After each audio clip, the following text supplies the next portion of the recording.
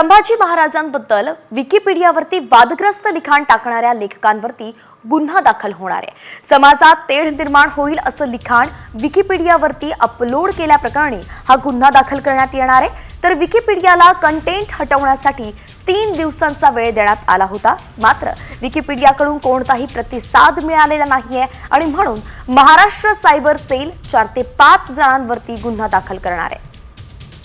गणेश कवडे आपले प्रतिनिधी आपल्यासोबत जोडले गेलेत। गणेश, काय सांगाल, सविस्तर अपडेट कशी आहे, नेमकं कुणावरती गुन्हा दाखल केला जाऊ शकतो?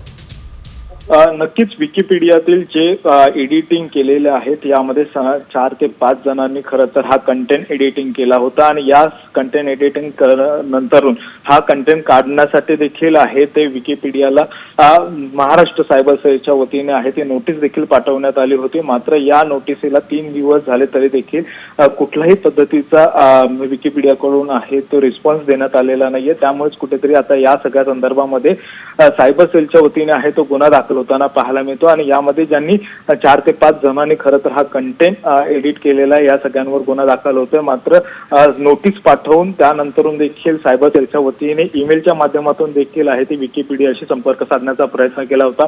या सगळ्या संदर्भात देखील 10 ते 15 मेल करून देखील त्यावर देखील कुठलाही रिस्पॉन्स आलेला नाहीये। आपण पाहतोय की विकिपीडियाकडून कुठलाच रिस्पॉन्स आला नाही, त्यांनी काहीच उत्तर दिलं नाही, म्हणून अखेर आता महाराष्ट्र सायबर सेलने हे महत्त्वाचं पाऊल उचललंय। आता लेखकांवरती गुन्हा दाखल होणार आहे। धन्यवाद सविस्तर अपडेटसाठी।